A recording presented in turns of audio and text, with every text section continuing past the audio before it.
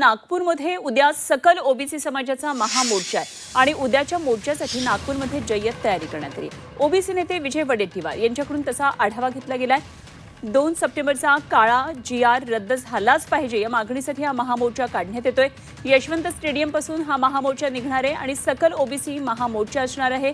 त्याचा मार्ग असेल तो म्हणजे यशवंत स्टेडियम, पंचशील टॉकीज, झाशीराणी चौक, वेराटी चौक आणि 0 माईल पॉइंट आणि त्यानंतर संविधान चौक आणि संविधान चौक इथं एका सभेमध्ये या मोर्चाचं रूपांतर होणार आहे।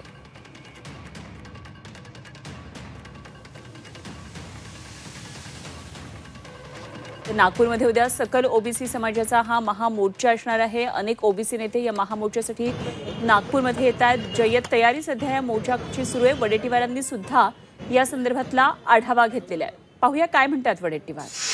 मोर्चा एक ऐतिहासिक असा मोर्चा होईल।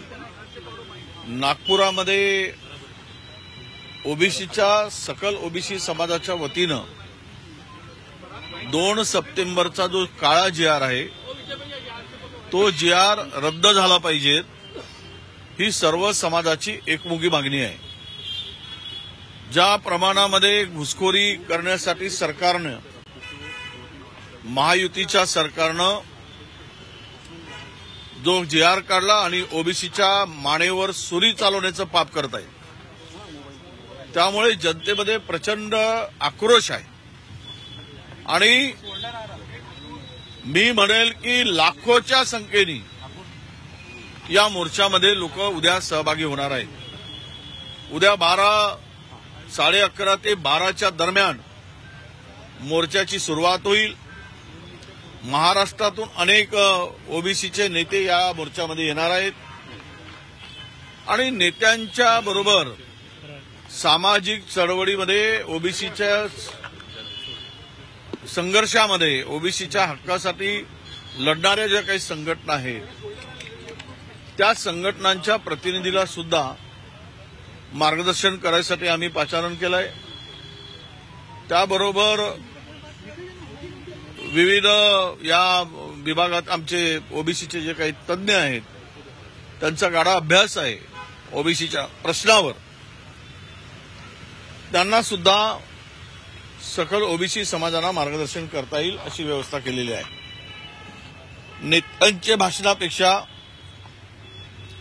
या ओबीसीमध्ये चळवळीमध्ये काम करणाऱ्या कार्यकर्त्यांचे भाषण हे उद्या महत्वाचे ठरणार आहेत आणि मला वाटतं हा मेळावा म्हणजे महायुती सरकारनं, फडणवीस सरकारनं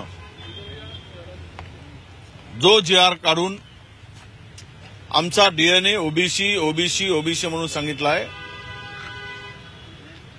पण हा जीआर जो काढून त्यांचा डीएनए कोणता आहे हे उद्या सिद्ध करणारा हा मोर्चा असणार आहे। त्यामुळं